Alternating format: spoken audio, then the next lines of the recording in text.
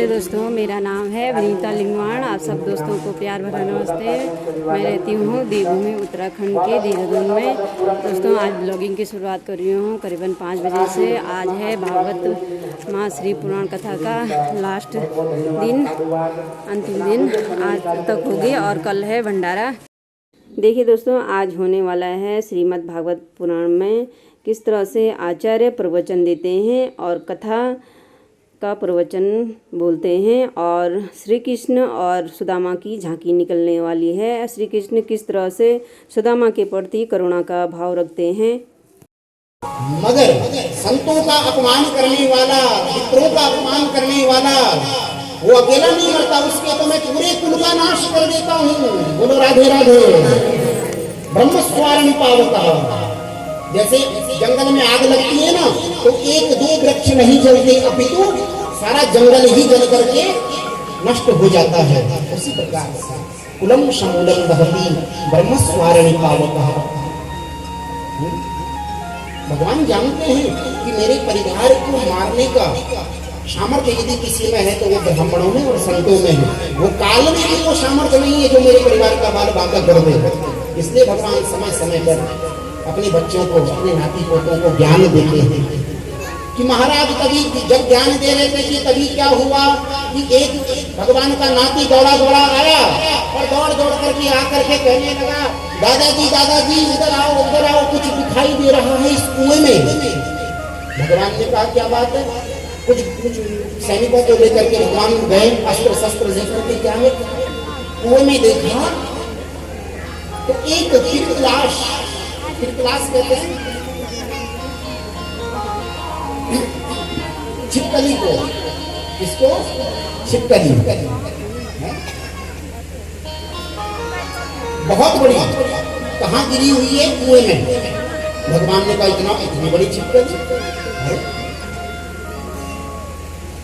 भगवान ने जैसे ही उसको बाहर निकालने का प्रयास किया, भगवान की हाथों का स्पर्श प्राप्त करते ही वो दिव्य देह धारण करके भगवान के चरणों में गिर पड़ा। भगवान ने कहा क्यों रे, छिपकली बन करके क्या कर रहा था अंदर, इतना बढ़िया शरीर तेरा है, गिरगिट क्यों बना। कहने लगा प्रभु क्षमा करना, मुझसे एक बहुत बड़ा अपराध हो गया। बहुत बड़ा अपराध क्या हो गया। बोले मेरे द्वारा अनजाने में कुछ ब्राह्मणों का अपराध हो गया, कुछ ब्राह्मणों का अपराध। बोले क्या हुआ, पूरी कथा को बताओ। तब कहने लगा कि मैं दानी हूँ, मैं बहुत दान करता था, गायों का दान करता था। भगवान ने कहा बूढ़ी गायों का दान किया होगा जरूर, तभी गीदड़ बना, तभी छिपकली बना। नहीं प्रभु, मैं ब्याही गायों का दान करता था। जो गाय ब्याही जाती है ना, ऐसी ही गायों का दान करना चाहिए।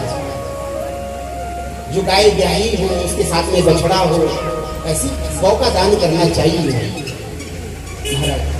तो कहने लगा कि प्रभु मैं इक्ष्वाकु वंश का राजा हूँ, निर्ग, मेरा नाम क्या है निर्ग, और मैं गौ दान करता था। एक दिन की बात है कि मैं गौ का दान किया, बहुत सारी गैया थी मेरे पास, और एक गाय का मैंने दान किया, और वो गाय ब्राह्मण के यहाँ से भाग करके पुनः मेरे पास पहुंच गई। फिर से आपने देखा होगा जो गौड़ी चरई वेली, जो गौ सेवा करी वे लोग जहाँ दखी उनका भी गौड़ी बेच वेली है।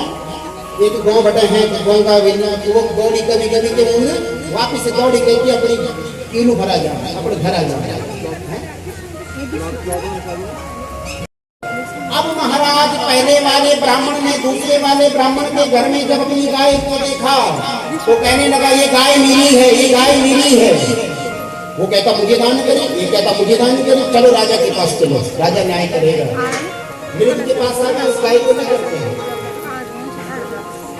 अब राजा क्या कहे, किसकी कहे। राजा कभी कहता नहीं इस ब्राह्मण को दान करी, कभी कहता इस ब्राह्मण को दान करी। निर्णय नहीं ले पाया राजा, निर्णय एक ठोस निर्णय नहीं ले पाया।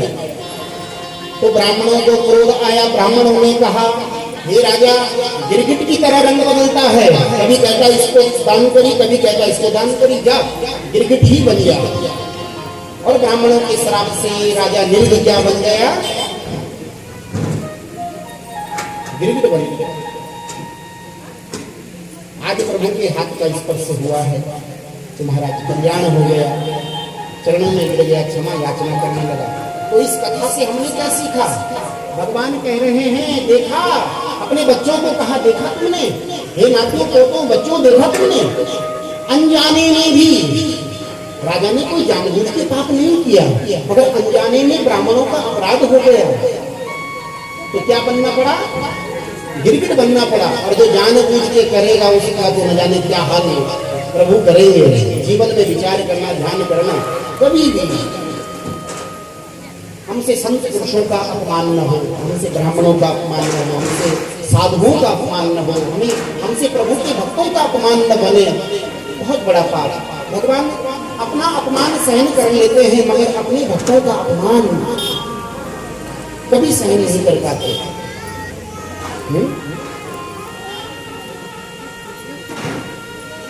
भगवान अपने नाती पोतों को ज्ञान दे करके और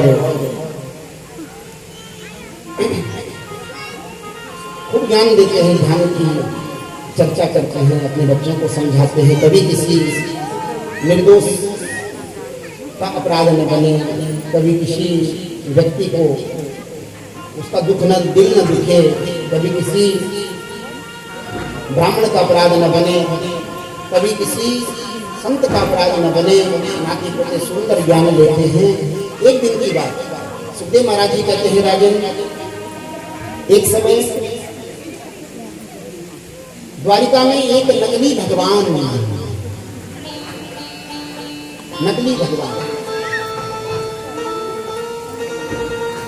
भगवान द्वारिकाधीश की तरह सुदर्शन चक्र बनाया, भगवान की तरह सुंदर मोर पंख मोर मुकुट लगाया और नकली भगवान बनने का ढोंग करने लगा। कौंड्रक एक राजा है और भगवान बनने का ढोंग करने लगा। क्यों? खाली धन के लोग हैं, पैसा कमाने के लिए।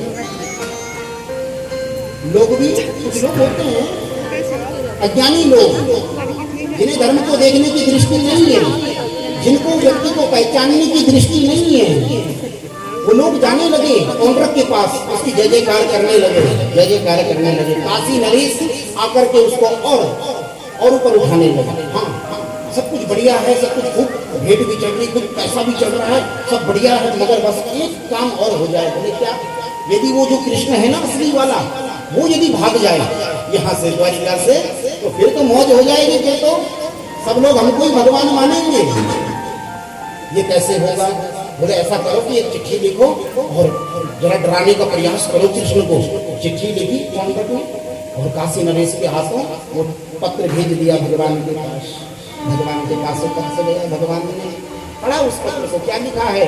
हे कृष्ण, तुम नकली हो और यदि अपनी सलामत चाहते हो, अपने को सकुशल चाहते हो, तो द्वारिका छोड़ करके कहीं और चले जाओ, हम तुम्हें छोड़ देंगे, क्योंकि असली भगवान अब प्रकट हो चुके हैं।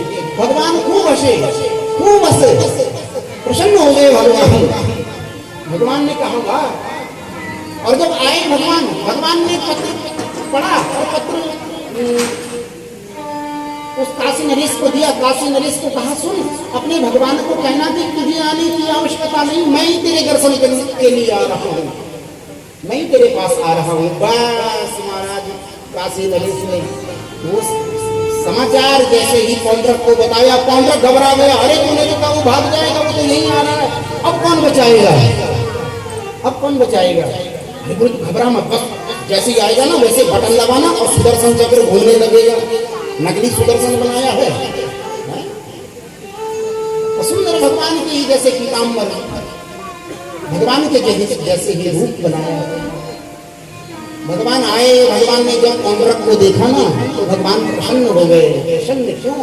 देखिए, तभी तो कहा रामचरित्र मानस में भगवान अपने भक्तों के अपगुणों को नहीं देखते, भगवान गुण को देखते हैं। इससे क्या गुण है? संसार के लोग अपगुणों को देखते हैं, इसी में बहुत बढ़िया गुण है, एक अपगुण दिख जाए बस बदनाम कर देंगे। मगर भगवान गुणग्राही हैं, वो गुणों को ग्रहण करते हैं। भगवान ने विचार किया मन में, जैसे भी है कम से कम इसने मेरा ध्यान तो किया होगा, तभी तो मेरे जैसे रूप बना पाया। इसने कितना ध्यान किया होगा मेरा, कितना भजन किया होगा। भगवान की घोषणा है, ये यथा माम प्रपद्यन्ते तांस तथैव भजामि हम। जो मुझे जिस प्रकार से भजता है, अनजाने में ही सही इसने मेरा नाम लिया होगा, मेरा ध्यान किया होगा, मैं उसे उसी रूप में प्राप्त हो जाता हूँ। भगवान ने अपने सुदर्शन को आज्ञा कर दिया और महाराज सुदर्शन चक्र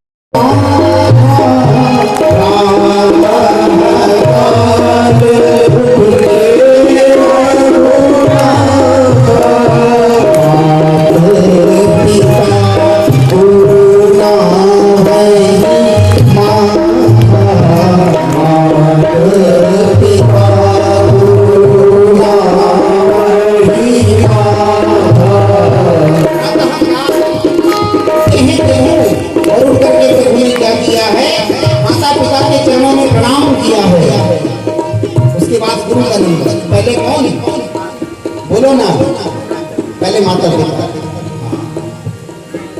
आज हम अपने माता पिता को पूजते नहीं और गुरुओं के चरणों में 10-10 बार प्रणाम। गुरुओं के नाम का लॉकेट गले में टांग करके घूमते हैं और माता पिता का कोई आदर नहीं, सम्मान नहीं। माता पिता को एक गिलास पानी नहीं, आदर के सम्मान नहीं, एक सम्मान के साथ में कभी प्रणाम नहीं। और गुरु वाले बनते हैं, गुरु वाले। अरे सबसे पहले गुरु कौन है? माता पिता, जिन्होंने खाना सिखाया, जिन्होंने चलना सिखाया। खाना तक नहीं आता था उनको, चलना तक नहीं आता था, किसने सिखाया? माता ने, माँ ने, पिता ने। उसके बाद गुरु का नंबर, पहले माता पिता फिर गुरु। माता पिता गुरु, नाव ही माथा, चरणों में प्रणाम किया है।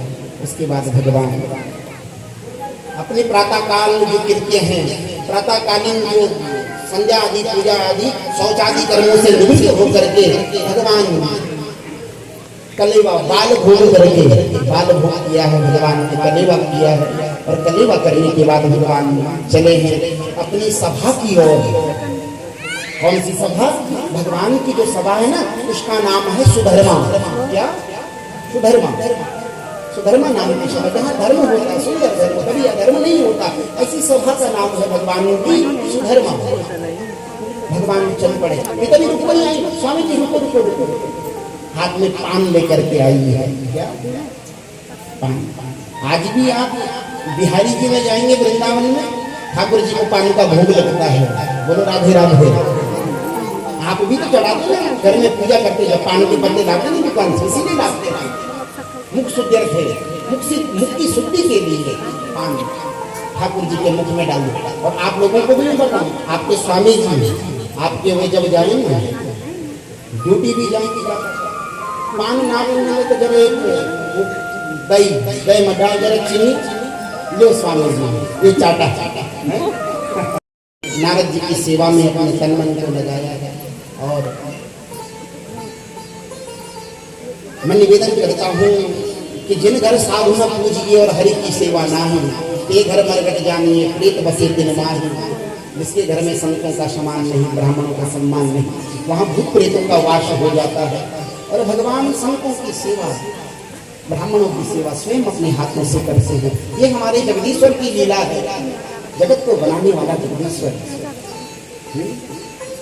आज महाराज हम सोचते हैं कि अब आप ये कहेंगे कि शायद पंडित जी जानबूझ के ब्राह्मणों की कुछ ज्यादा ही है। नहीं, इस पृथ्वी के जो देवता है ना, वो कौन है? ब्राह्मण। हाँ, साक्षात देवता, मगर वो देवता जिनका खान पान शुद्ध है। ब्राह्मण तो आजकल बहुत हैं, आप लोग जानते हैं कि सब जगह विकार आ गया है। ब्राह्मणों में विकार आ गया, संतों में विकार आ गया। कलयुग ने किसी को नहीं छोड़ा, मगर जो ब्राह्मण अपने धर्म कर्म पर है, अपनी दिनचर्या बढ़िया, अपने संस्कार में है, उन ब्राह्मणों को भगवान मान भी ले, इसमें कोई दो राय नहीं है।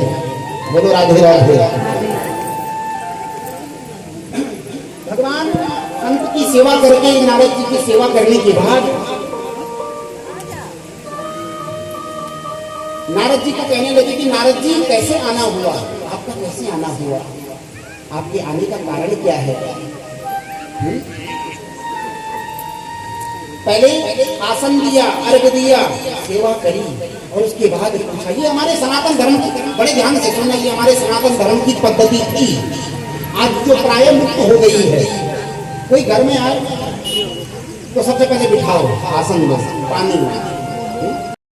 आप राजस्व यज्ञ में चले, भगवान ने कहा ठीक है मैं आऊँगा, जरूर आऊँगा, अपनी तैयारी करें, आप जाइए नारद जी और पांडवों को कह दें कि मैं आऊँगा। नारद जी का भी जाना हुआ था, तभी एक सैनिक आया और थका हारा, फटे हाल में, कपड़े फटे हुए हैं, बाल बिखरे हुए हैं, जटाएं बनी हुई हैं, दाढ़ी बड़ी बड़ी, नाखून बड़े बड़े, और प्रभु के चरणों में आकर के कहने लगा त्राहिमाम त्राहिमाम, मेरी रक्षा करो, मेरी रक्षा करो। भगवान ने कहा भाई क्या बात है, अभी कौन हो? बोले प्रभु जरासंध की कैद से छूट करके आया हूँ। जरासंध ने 20,000 राजाओं को कैद करके रखा हुआ है।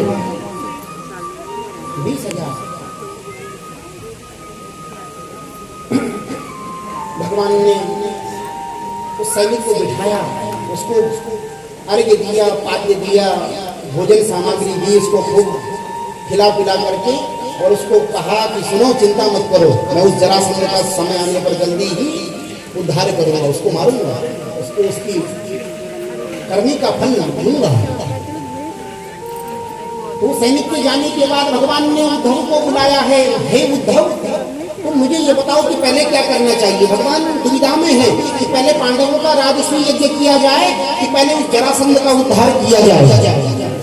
तो जब भगवान दुविधा में रहते हैं ना, तो उद्धव से पूछते हैं, उद्धव ज्ञानी है, भगवान के सखा है और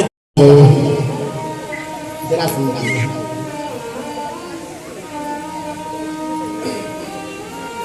जरासंध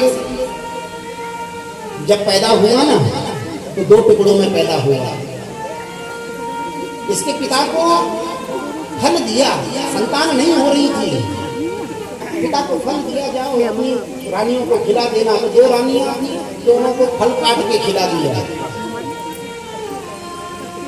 संत का दिया हुआ प्रसाद कभी काटना नहीं चाहिए। अगर कोई मन्नती के लिए किसी ने कोई फल दिया, उस पर हथियार नहीं लगाना है।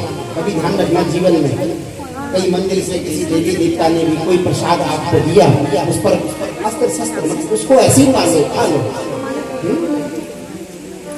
राजा ने क्या किया, उस फल के 2 टुकड़े करके अपनी रानियों को खिला दिया, दोनों को।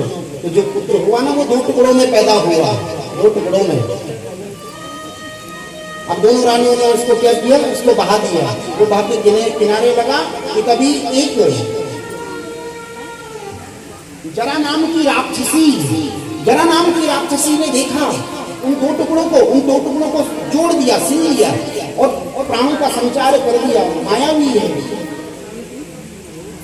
प्राणों का संचार किया कि वो जोड़ करके खड़ा हो गया। जरासंध, जरा नाम की राक्षसी के द्वारा, संध माने जोड़ना, जोड़ा गया है जरासंध महाप्रतापी महाराज। इसको मारने के लिए भगवान आए हैं जरासंध के द्वार पर। आज भिक्षाम देहि ब्राह्मणों का वेश बनाया है, असली वेश में नहीं है, ब्राह्मणों का वेश बनाया है भगवान ने।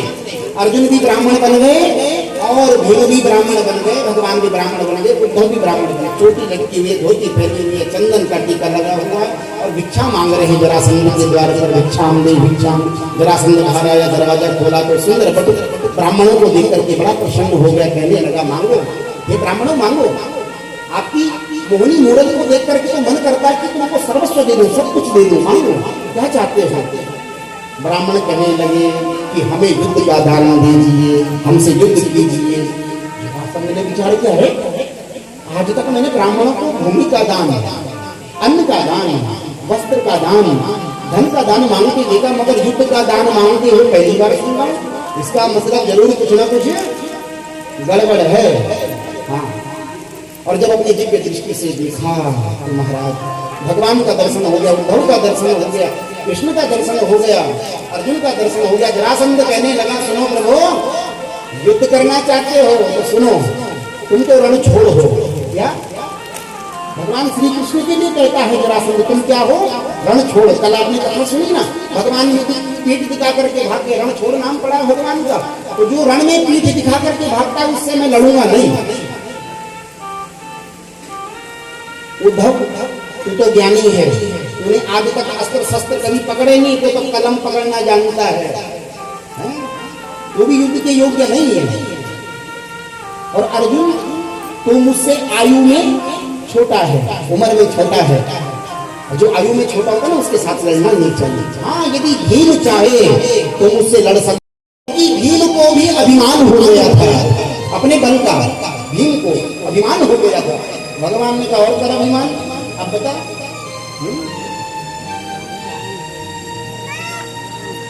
महाराज भगवान के आगे हाथ जोड़ने लगा, प्रभु कहाँ फंसा लिया आपने, दया करें प्रभु, नहीं तो प्राण जाते हैं, दया करो। तो भगवान ने महाराज एक तिनका लिया हाथ में ऐसे, और उस तिनके को ऐसे चीर के दिखाया, बस समझने वाले को इशारा काफी। बोलो राधे राधे। भगवान बताना चाहते हैं कि ये बीच से कमजोर है, इधर उधर से मारोगे तो मरेगा नहीं, बीच से सिला हुआ है ना, बीच से कमजोर है, इसको फाड़ दे बीच से। और महाराज भीम ने मौका पाते ही पैंतरा बदला, इसके एक पैर को अपने पैर से दबाया, दूसरे पैर को हाथ से पकड़ा और जोर का झटका दिया कि प्राण लेने हैं। और भगवान में ही समाहित हो बोलिए भक्तवत्सल भगवान सब जयकार करने लगे। इसके बाद भगवान उन राजाओं को मुक्त करके, 20,000 राजाओं को मुक्त करके, और उनके केश बड़े बड़े हो गए थे, दाढ़ी बड़ी हो गई थी, जेल में बंद हुए हैं, उनको सुंदर करके, उनके स्वरूप को सुंदर करके, सुंदर वस्त्र उनको देके और उसकी भावना मांगने लगे, प्रार्थना करने लगे प्रभु की। प्रभु से कभी कहने लगे, हे प्रभु आप दीन दयाल हैं, आप भक्त वत्सल हैं, आपने हमारी मनोकामना को पूर्ण किया है प्रभु, आपके चरणों में कोटि कोटि प्रणाम है।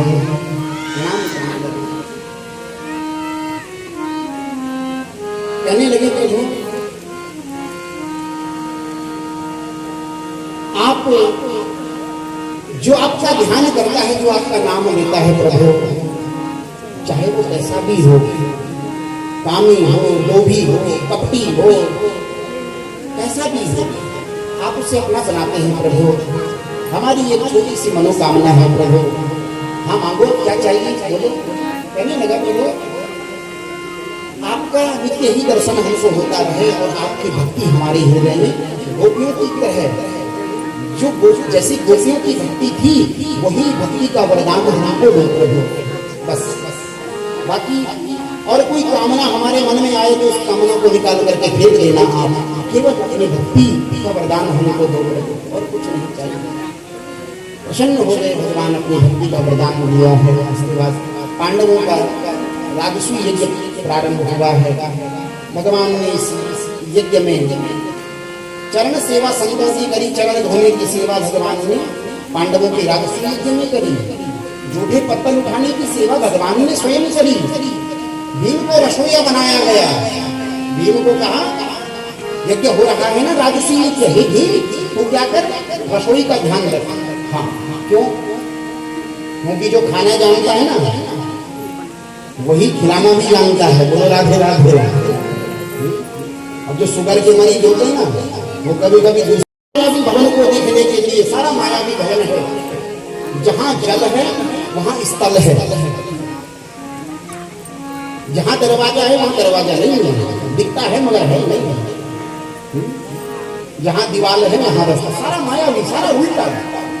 अब दुर्योधन आया उस भवन को देखने के लिए कि महाराज पांडव बैठे हुए आसन पर बैठे हुए। पांडवों ने समझाया नहीं नहीं इधर से मत आओ भैया, इधर से आओ, नहीं माना बात। और महाराज आराम से जल में डूब गया, उधर जहाँ स्थल था वहां जाने लगा, स्थल तो जल था, उल्टा था, जल में डूब गया, पूरे वस्त्र भीगे, गोते खाने लगा। जैसे तैसे बाहर आया, पांडव लोग हंसने लगे, देखो तो इसको। अब महाराज आगे बढ़ा, आगे दरवाजा दिखा, पांडवों ने कहा उधर से मत आना भैया, उधर दरवाजा नहीं है, मगर नहीं माना बात।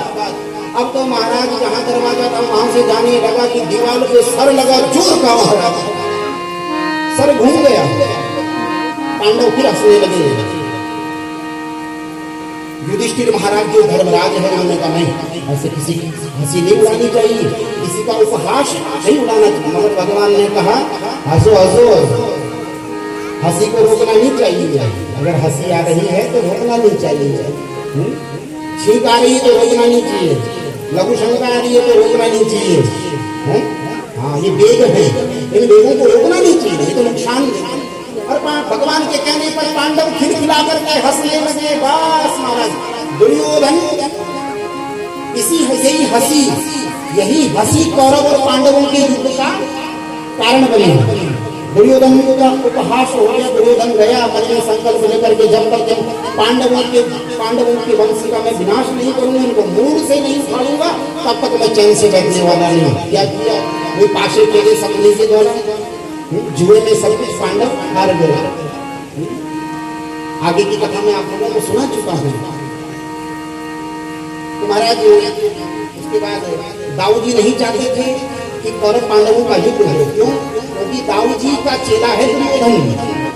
हाँ, दाऊजी नहीं चाहते थे, भगवान श्री कृष्ण के बड़े भाई नहीं चाहते थे कि युद्ध हो।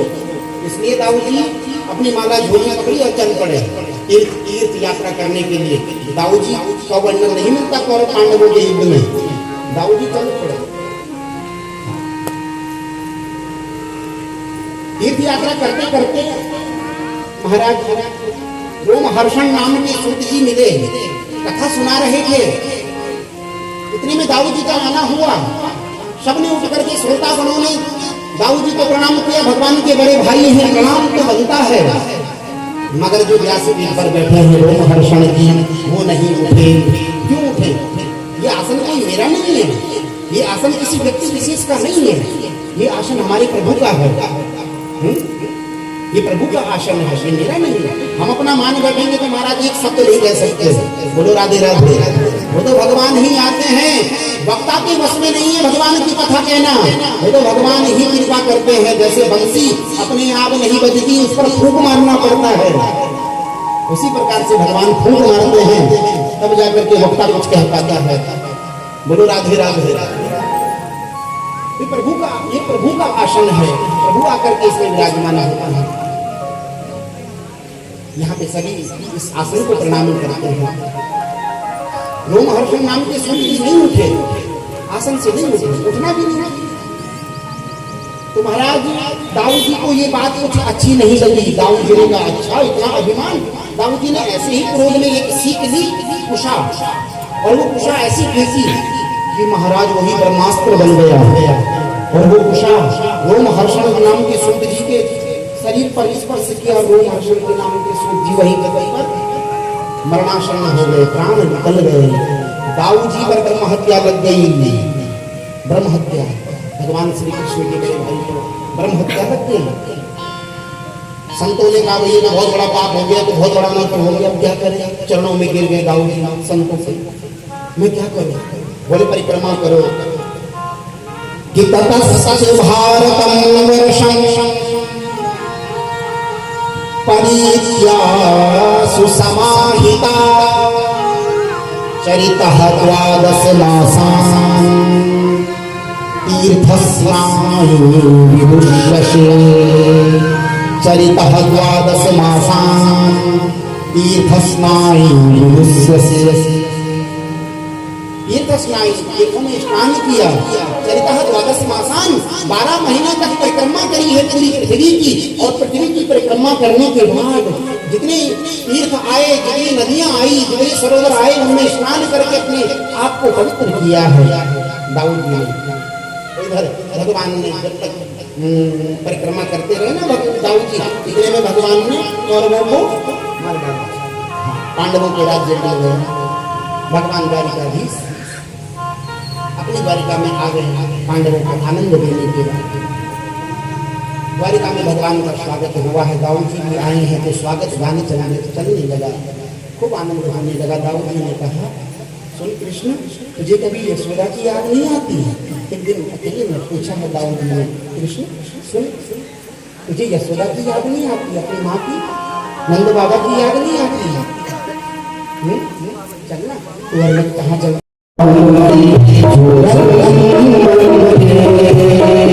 हरि हरि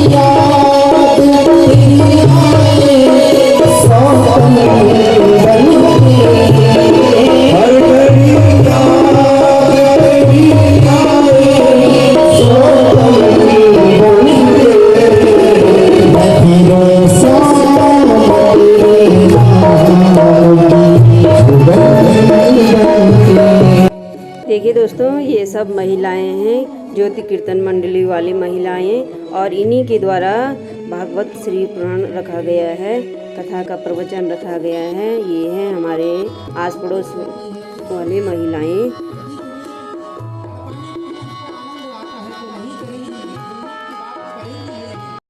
देखिए दोस्तों, ये सब भक्तगण आचार्य जी के प्रवचन मन से सुन रहे हैं, कथा का आनंद ले रहे हैं।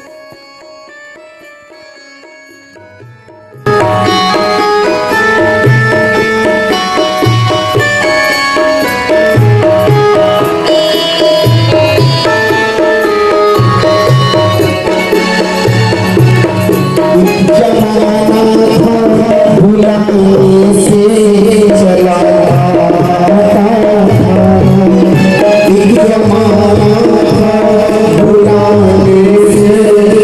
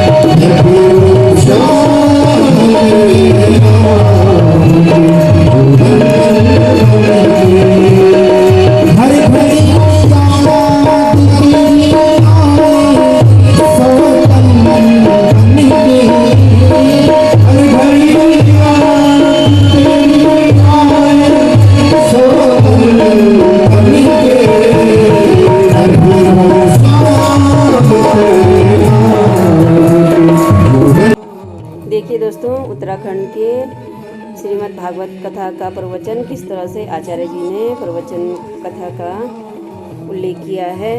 और देखिए दोस्तों, इसके बाद निकलने वाली है श्री कृष्ण और सुदामा की झांकी, और किस तरह से श्री कृष्ण अपने दोस्त को मिलने के लिए व्याकुल होते हैं और उनके प्रति किस तरह से करुणा का भाव रहता है उनका।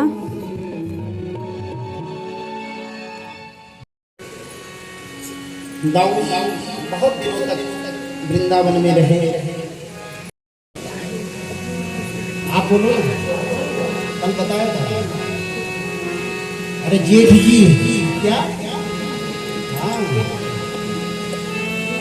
भगवान श्री कृष्ण की पटरानी है यमुना, तो दाऊ जी की क्या हो गए, बहू। तो कहा यमुना आओ हम स्नान करना चाहते हैं। यमुना जी ने मना कर दिया। अच्छा, हमारी बात को नहीं मानेगी। दाऊ जी को क्रोध आया और क्रोध आकर के अभी तेरा अस्तित्व समाप्त करता हूँ मैं यमुना, हे यमुने अभी तेरा अस्तित्व मैं समाप्त करता हूँ। यमुना जी घबरा गए। आज भी यमुना जी वृंदावन में टेढ़ी होकर के बहती है, डर के मारे।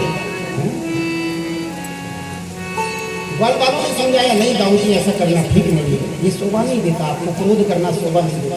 चलो तो भगवान दाऊ जी ग्वाल वालों को लेकर के आए हैं। यमुना जी ने स्नान किया और आनंद होकर के दाऊ जी वापस आए। यहाँ पर अब सुखदेव महाराज जी कहते हैं, राजन अब मैं जो कथा तुम्हें श्रवण करवाने जा रहा हूँ, सावधान हो जाओ। क्या हो जाओ?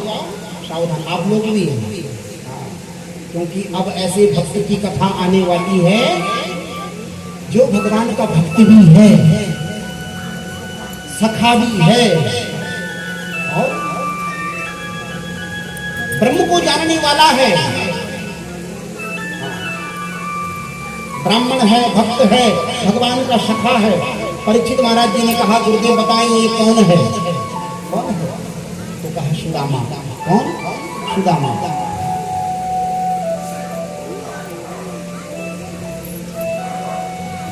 कि कृष्णस्यासीत् सखा कश्चित् ब्राह्मणो ब्रह्मविद्तमा विरक्त इंद्रियार्थेषु प्रशांतात्मा जितेन्द्रिय। क्या है? जितेंद्रिय है। कौन? सुदामा।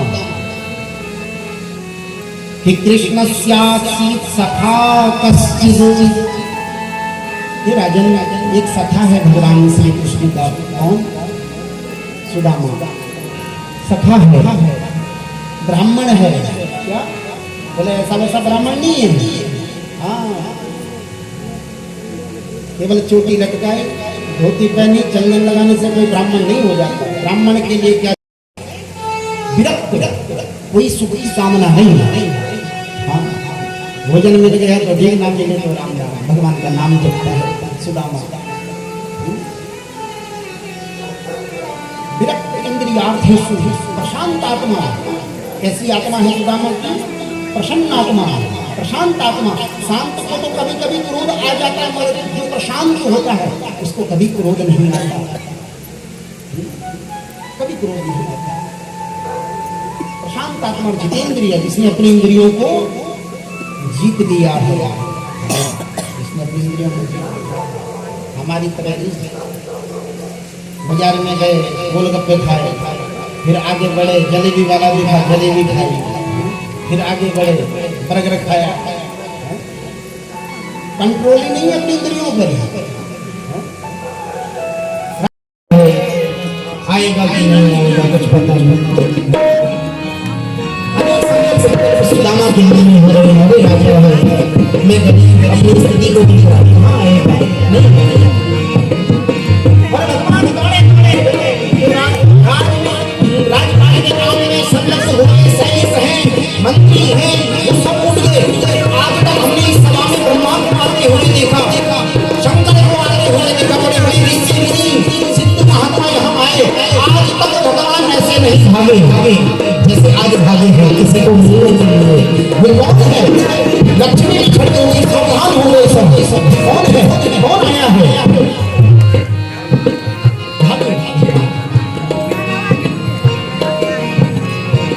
सुनते ही दौड़े चले आए, सुनते ही दौड़े चले आए,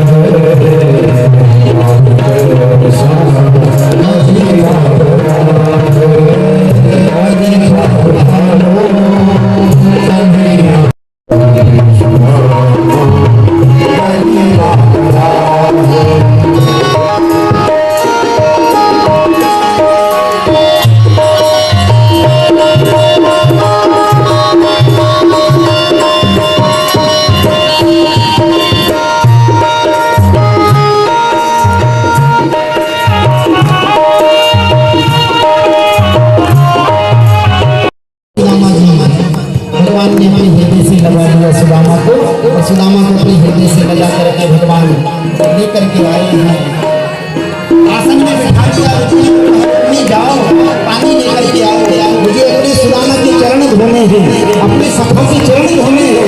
अपने आसन पे बैठा दिया है सुदामा को, और भगवान द्वारिकाधीश सुदामा के चरण में चरण धो रहे हैं। लक्ष्मी रुक्मिणी मन में विचार कर रही है कि इस सुदामा ने ऐसा कौन सा पुण्य किया, ऐसा कौन सा पुण्य किया जो आज हमारे पति जगत के नियंता, जगत को बनाने वाले कृष्ण आज इस सुदामा के चरणों में बैठे हैं, इसके चरणों को धो रहे हैं। ऐसा कौन सा पुण्य किया सुदामा ने?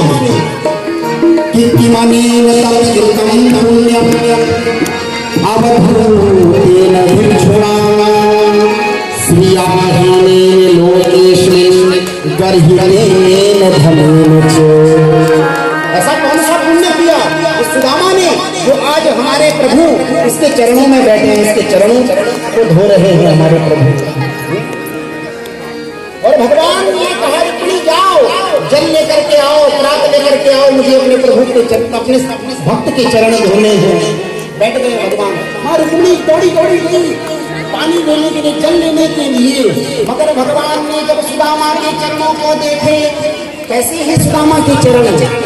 भक्ति के मार्ग पे चलते चलते, प्रेम के मार्ग पे चलते चलते सुदामा के चरणों की क्या दशा हो गई है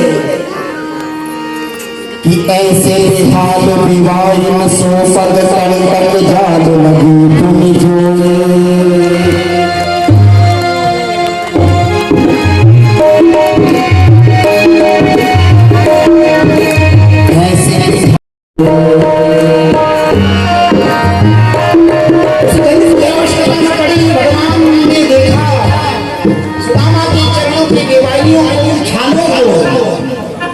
भगवान इतना रोए इतना रोए इतना रोए कि उस पानी की, उस जल की आवश्यकता न पड़ी, और अपने आप नेत्रों से सुदामा के चरणों को धो दिया है भगवान ने।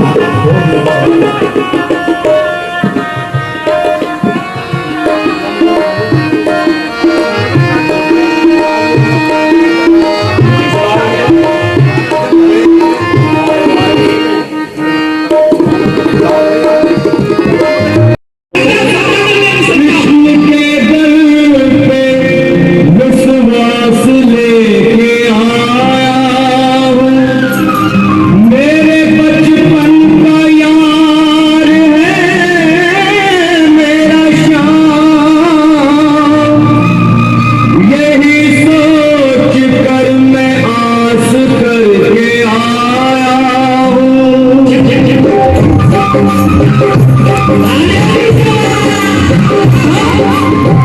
अरे द्वार पालो कन्हैया से कह दो, अरे द्वार पालो कन्हैया से कह दो, घर में सुदामा गरीब आ गया है, गरीब आ गया है।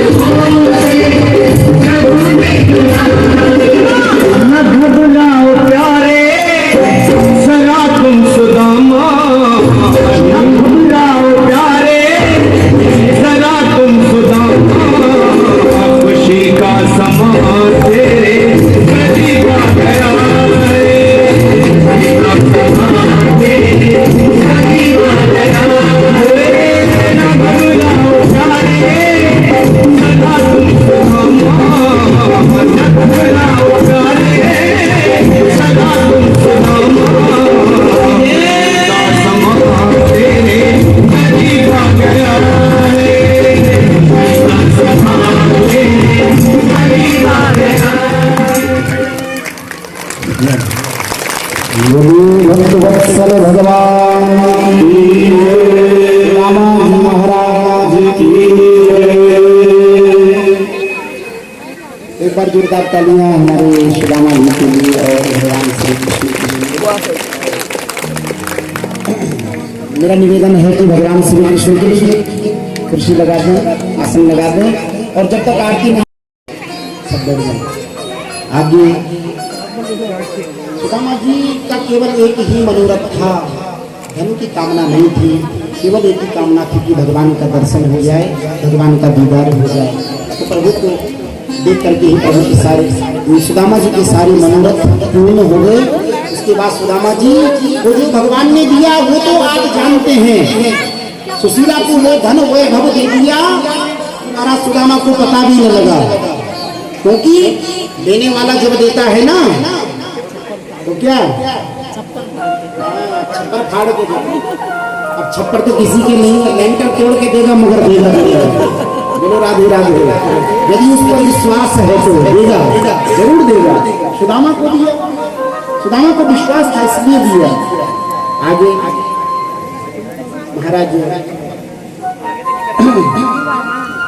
वेद स्तुति, वेद भगवान की स्तुति करते हैं। और एक समय की बात है कि द्वारिका में एक ब्राह्मण के पुत्र होते थे, मर जाते थे, होते थे मर जाते थे।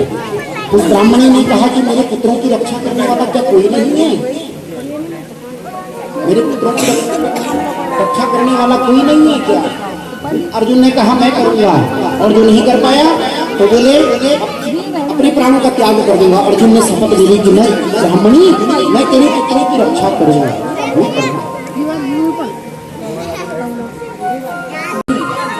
तो उस ब्राह्मणी को बड़ा क्रोध आया। अर्जुन को कहा कि अर्जुन बता मेरा पुत्र कहाँ, तूने शपथ ली है। अर्जुन ने ढूंढा ढूंढा ढूंढा, कहीं ब्राह्मणी के पुत्र का पता न लगा। तो अंतिम में अर्जुन ने चिता बनाई, लकड़ियां लगाई, चिता बनाई, और उस चिता पर लेटने लगा, आग लगाने लगा, अपने प्राणों का त्याग करने लगा। कि तभी भगवान भौम पुरुष आए हैं और आकर के भौम पुरुष ने अर्जुन का हाथ पकड़ा। चल मैं बताता हूँ कहाँ है ब्राह्मणी का पुत्र। भौम पुरुष अर्जुन को लेकर के गए हैं 7 समुद्र पार, जल के अंदर प्रवेश किया है, ब्राह्मणी का पुत्र दिया और अर्जुन से कहा अर्जुन अब तुम्हारी लीला पूरी हो चुकी है, अब तुम क्या करो, अपनी लीला को समेटो। भगवान श्री कृष्ण को भी कहा कि कृष्ण तुम्हारी लीला अब पूर्ण हो चुकी है, अब तुम अपने स्वधाम गमन की तैयारी करो, अपने धाम जाने की तैयारी करो। बस ब्राह्मणी का पुत्र लेकर के भगवान श्री कृष्ण और अर्जुन आए हैं, ब्राह्मणी का पुत्र दिया और वो ब्राह्मणी प्रसन्न हो गई। और यहाँ पर 90 अध्याय 10वें स्कंद से आया। इनके मन में विचार आया कि जरा इन संतों की क्या ली जाए, परीक्षा ली जाए। इन्होंने जामवंती का जो पुत्र था सांब, इस सांब को साड़ी पहनाई, नहीं साड़ी पहनाई और सुंदर श्रृंगार किया, स्त्री बना दिया और इस सांब के पेट में लगा दिए कपड़े, मोटा कर दिया पेट को और उन संतों के आगे ले जाकर के खड़ा कर दिया। महाराज बताओ हमारी भाभी के पेट में बेटा है या बिटिया? हाँ, संतों की परीक्षा।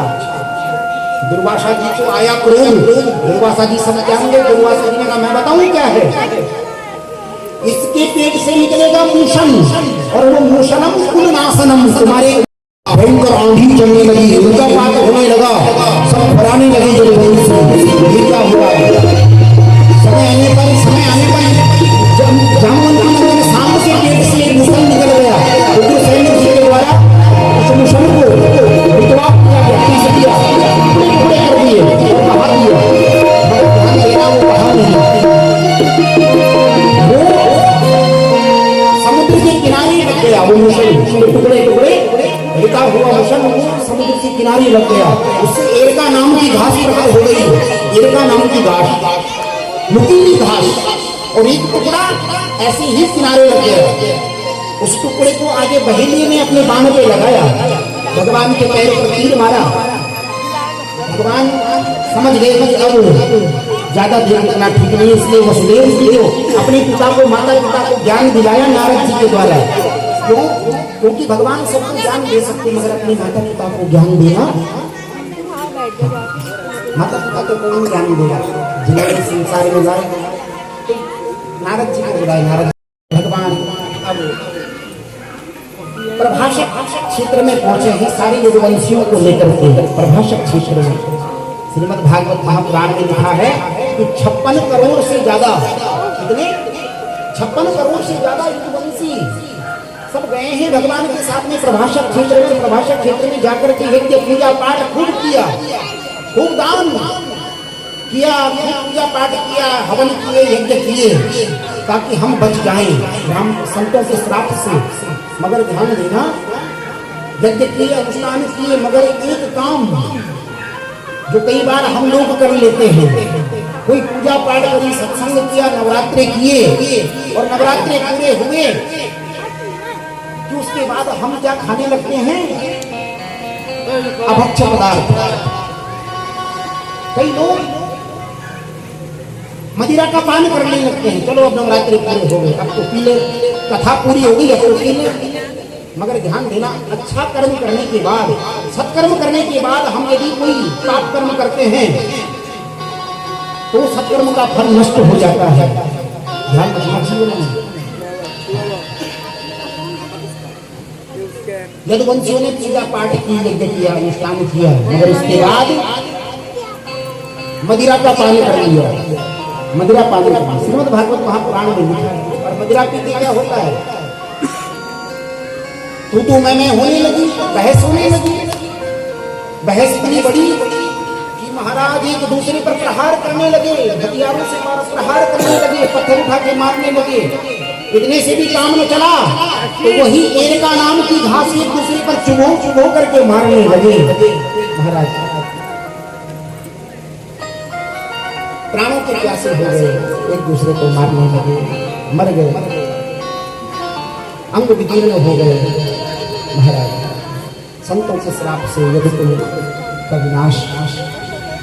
उद्धव जी को बुलाया है भगवान ने, उद्धव को कहा, उद्धव अब मैं अपने परम धाम को जाना चाहता हूँ। उद्धव को ज्ञान दिया, यही भागवत का ज्ञान दिया। ध्यान देना, मैंने आपको बताया ना, तृतीय स्कंद में, तीसरे स्कंद में मैंने आपको बताया कि भगवान सुधाम जाने से पहले उद्धव को भागवत का ज्ञान दिया। वही मैत्रेय ऋषि को भी ज्ञान दिया भागवत का और कहा मैत्रेय में कि ज्ञान विदुर को देना है। उद्धव को ज्ञान दिया, भागवत के प्रचार प्रसार के लिए चल पड़े हैं उद्धव जी।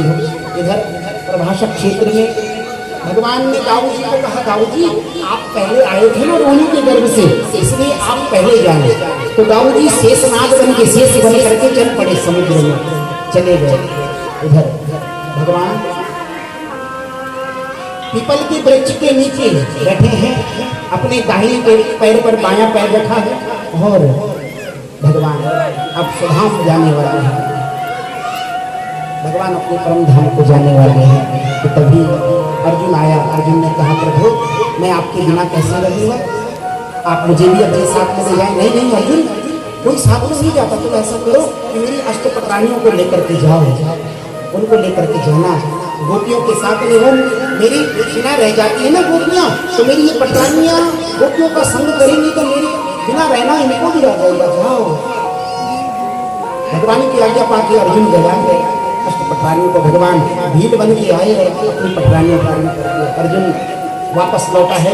उसके बाद की कथा मैंने आपको सुना दी है, आप आगे कथा आ चुकी है।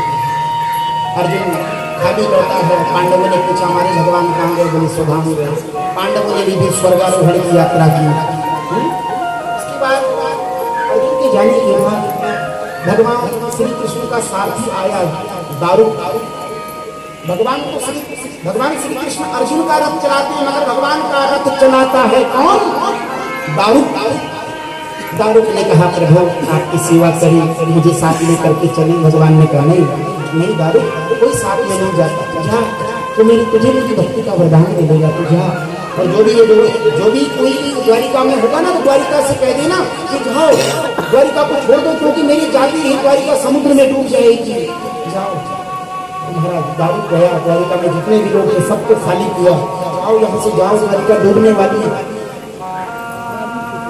सबने द्वारिका को छोड़ा और भगवान अपने दाहिने पैर पर बायां चरण रख के भगवान अपने प्रधान को जाने लगे हैं। आए हम अपने सर को ढक लें और प्रभु का ध्यान करें, नेत्र बंद कर दें सब लोग और प्रभु का ध्यान करें, प्रभु का नाम लें। प्रभु भगवान अपने भक्तों का कल्याण करने के लिए भगवान आते हैं। अवतरित भगवान के अवतार का कार्य पूर्ण हो जाता है जब भगवान अपने स्वधाम को जाते हैं। आज भगवान ने अपने दाहिने पैर पर बायां चरण रखा है कि तभी वो बहेलिया आ गया। कौन बहेलिया? ये बहेलिया नहीं था, ये राम जन्म में बाली था। बाली को भगवान ने छुप करके बाण मारा ना, तो आज ये बहेलिया उस पेड़ का नाम की घास पेड़ मूसल को अपने बाण पे लगा करके और भगवान के चरणों पर दूर से पक्षी समझ करके बाण मारा। वो बाण गया, भगवान के चरणों का स्पर्श नहीं किया। कोई ऐसा अस्त्र शस्त्र नहीं बनाया जो भगवान को छू सके। कई लोग कहते भगवान के पैर पर लगा, नहीं लगा भगवान के पैर पर, दूर गिरा, थोड़ा दूर गिरा। कोई ऐसा अस्त्र शस्त्र बना ही नहीं जो भगवान के चरणों को छू ले, भगवान के अंग का स्पर्श कर ले। महाराज भगवान के चरणों के पास आकर के वो बाण गिरा और भगवान धीरे धीरे अंतर ध्यान होने लगे, भगवान की छवि धूमिल होने लगी। वो बहेलिया दौड़ा है, प्रभु मुझे क्षमा करो, प्रभु मुझे क्षमा करो। बोले नहीं, तेरा दोष नहीं है, ये तो कारण है, निमित्त कारण है। जा, मेरा वरदान है, उत्तम गति को प्राप्त होगा, मेरी भक्ति का वरदान तुझे मिलेगा। चला गया बहेलिया। भगवान के आयुध शंख चक्र गदा पद्म वो धीरे धीरे आकाश में उड़ने लगे, आकाश में उड़ने लगे भगवान की आयुध। और देखते ही देखते भगवान के आयुध अदृश्य हो गए। अभी भगवान की छवि धूमिल दिख रही है, थोड़ा थोड़ा धुंधला दिख रहा है भगवान का शरीर। और अब धीरे धीरे भगवान ने अपने परम धाम जाने का निश्चय किया है और धीरे धीरे भगवान अंतर ध्यान हो गए। भगवान की छवि दिखना अब बंद हो गया। बोलिए भक्तवत्सल भगवान अपने परम धाम को चले गए।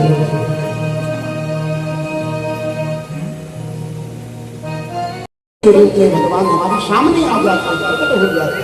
प्रेम की प्रकट होने जाना, उनको प्रकट करना है तो प्रेम प्रेम प्रेम प्रेम करो, प्रेम करना सीखो।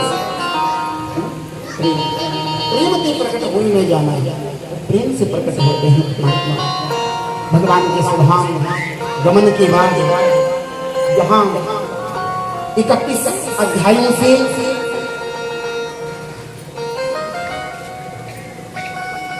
11वां स्कंद विराम आए।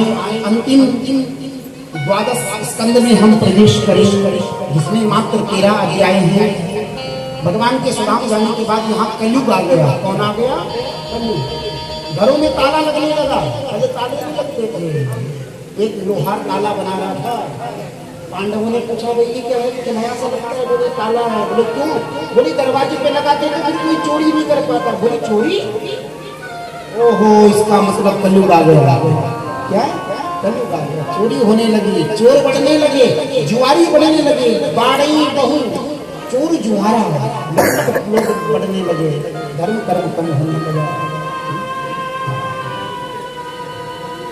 महाराज कलयुग का वर्णन ज्यादा क्या करें। आज कोई रिश्ता पवित्र नहीं रहा। इस कलयुग ने कोई रिश्ता पवित्र नहीं छोड़ा। भाई बहन का रिश्ता पवित्र नहीं, भैया भाइयों का रिश्ता पवित्र नहीं, देवर भाइयों का रिश्ता पवित्र नहीं। क्या रह गया बताओ, क्या रह गया? इस कलयुग ने ऐसी मति खराब करी, सब पैसे के लिए भाग रहे हैं। कोई रिश्ता पवित्र नहीं, मान सम्मान नहीं, एक दूसरे का मान सम्मान नहीं, आदर सत्कार नहीं, उनसे बड़ों की आज्ञा का पालन नहीं। सब कलयुग की लक्षण तो है। और कलयुग को बढ़ावा देने वाले कौन है? हम सब जिम्मेवार हैं कलयुग को बढ़ावा देने। जो हम कलयुग रूपी वृक्ष में जल डाल रहे हैं उसके जड़ों पर, अपने परिवार में संस्कार नहीं देते, अपने बच्चों को संस्कार नहीं देते, पानी डालने का काम करते हैं। कलयुग रूपी वृक्ष संस्कार जो है अच्छे संस्कार कलयुग का वर्णन कहाँ तक करें महाराज? मंदिर सुना सुना होगा, भरी रहेंगी मधुशाला, और पिता के संग संग भरी सभा में नाचेंगी घर की बाला। रामचंद्र कह गए सिया से, ऐसा कलयुग गाएगा आयु कम होने लगेगी। क्या आयु कम, धर्म कर्म कम, हाइट भी कम, मनुष्य की हाइट।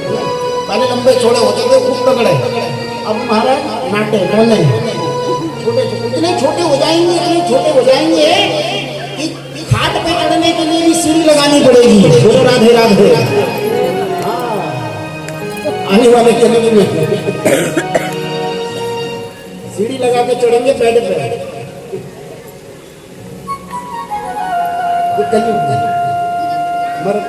मैं आप लोगों को बताऊं, ये कलयुग है बुरा युग, मगर कलयुग केवल नाम आधारा। कलयुग में एक बहुत बड़ा गुण है कि आज हम भगवान की कथा सुन रहे हैं। इस कलयुग में कलयुग केवल नाम आधारा, सुमिर सुमिर नर उतर ही पारा। बस भगवान का नाम जपते रहो, काम करते रहो, भगवान का कल्याण हो जाएगा। आगे आज कथा का 7वां दिन है। आज परीक्षित को काटने के लिए वो तक्षक नाम का सर्प आया है। श्राप मिला है परीक्षित को, संत का अपमान किया।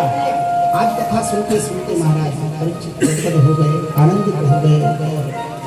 सुखदेव महाराज जी ने कहा परीक्षित और सुनना से सब बोले नहीं, आनंद आ गया। अब मेरे कानों को तृप्ति मिल चुकी है, मुझे विश्वास हो गया है कि मैं मरूंगा नहीं बल्कि करूंगा। क्यों? क्योंकि तब कथा अमृतम, अब मैंने कथा का अमृत पी लिया है, अब मैं मर नहीं सकता। क्या? तब कथा अमृतम तप्त जीवनम कभी कलमशाप। ये भगवान की कथाएं अनेक कलमशों को, पापों को दूर कर देती हैं।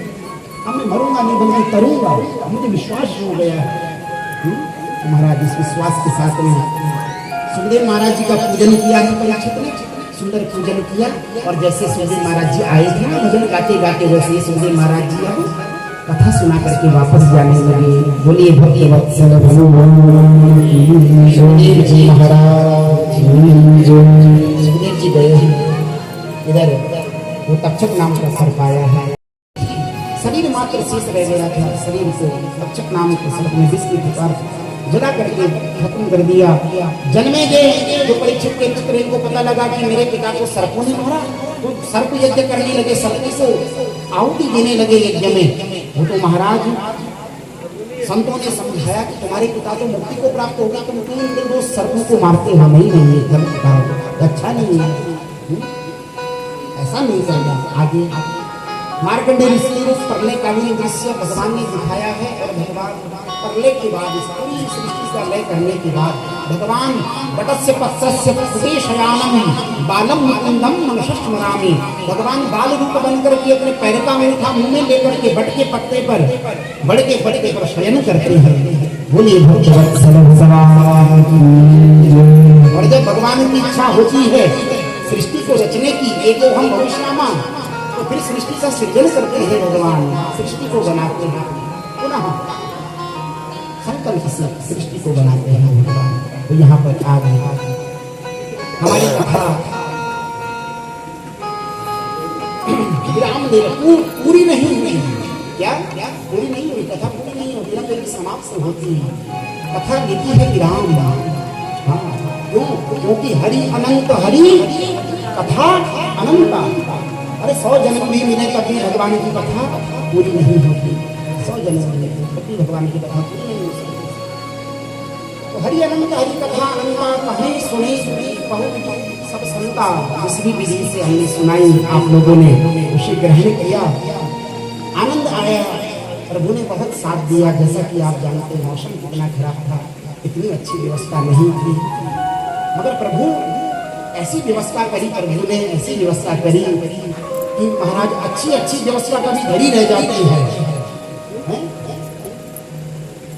अच्छी व्यवस्था कभी धरी रह जाती है। सब तूफान चलता, हमने तो महाराज हमारा तो काम ही श्री मदन सिंह राणा जी अगर यहाँ पर किस तरह से आगे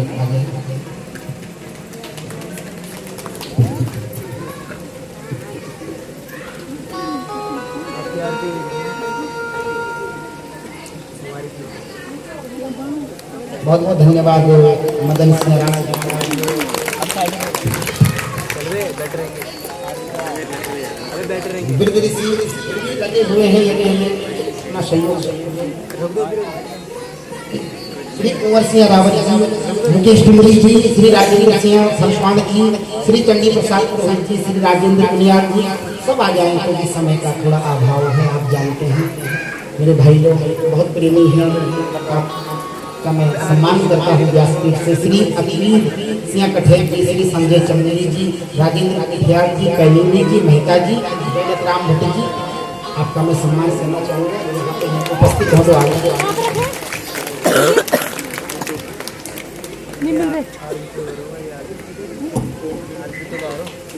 बहुत धन्यवाद। श्री प्रेमलाल खोला जी, श्री लक्ष्मण सिंह वर्मा जी, श्री दुर्गेश वर्मा जी,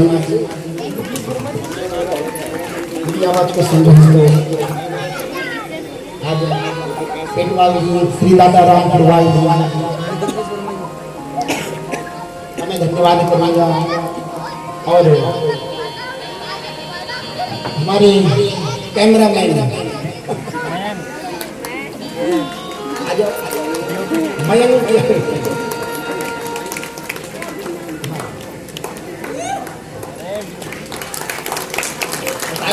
बजेगी जोरदार जो शब्द यहाँ आपके दिल पहुँचेगी।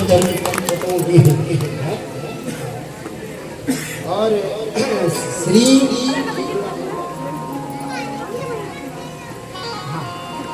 श्री पुरवाल मैडम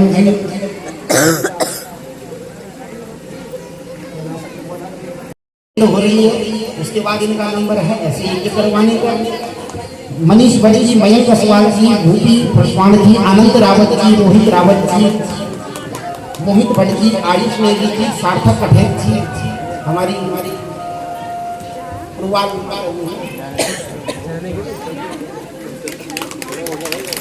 बहुत बहुत धन्यवाद आपका। आपने ब्राह्मणों को भी एक दिन जलपान अपने घर में करवाया और सुंदर सुंदर भोजनियाँ भी ब्राह्मणों को दी। और हमारे भाई जिन्होंने इतना सुंदर सहयोग यहाँ पे साफ सफाई से लेकर हर कार्य में यहाँ पर बहुत आशीर्वाद, बहुत बहुत ठाकुर जी आपको खूब ऊंचे पदों पर प्रतिष्ठित करें और आपकी समस्त मनोकामना सुदामा जी के लिए पाइए।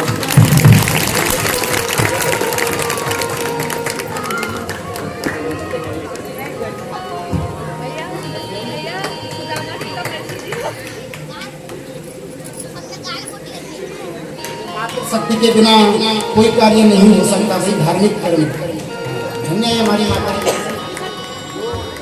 अपने घर के काम काजों को भी करती रही और इस यज्ञ में दिन रात जगती रही। इन्हीं के आशीर्वाद से आज यज्ञ पूर्णता की ओर जा रहा है। रोहित राणा जी, अमित चमोनी जी, प्रियांशु राणा जी, गोलू पेटवाल जी, गौतम गोसाई जी, सोहन रावत जी बताएंगे। मैं नहीं चाहूंगा कि कोई बनी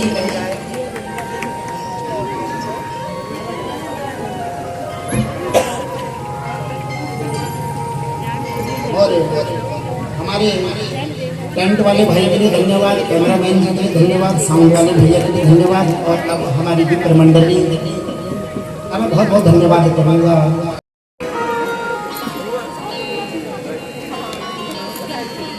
हमारे पार्षद जी के लिए जोरदार तालियां।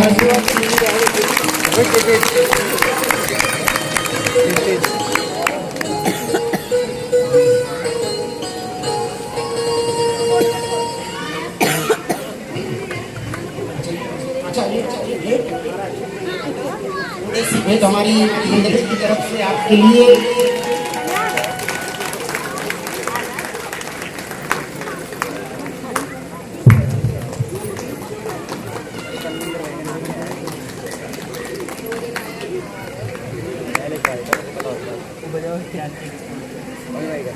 और अब मैं बुलाना चाहूँगा पूज्य दीदी, हमारी दीदी जी यहाँ पर आई हैं, इनको भी हम यहाँ से भेंट अर्पित करें। बहुत दिन से बहुत बहुत धन्यवाद आपका समय लेकर यहाँ पर आए।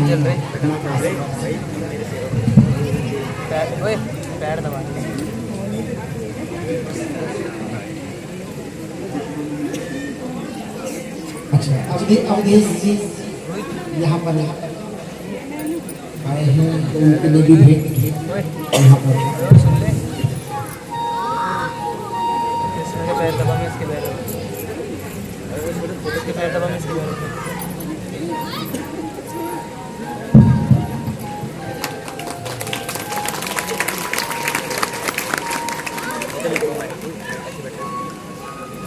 तो अब मात्र केवल एक भजन करेंगे और जल्दी से आगे से और बढ़ेंगे।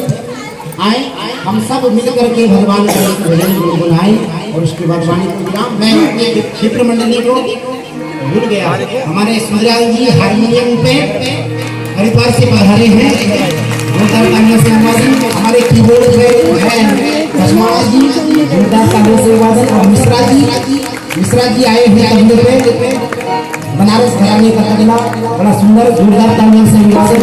और नवानी जी यहाँ पर विद्यमान है, जोरदार तालियां। हमारे बड़े भाई प्रमोद लेखानी जी का यहाँ पर हार्दिक अभिनंदन। जय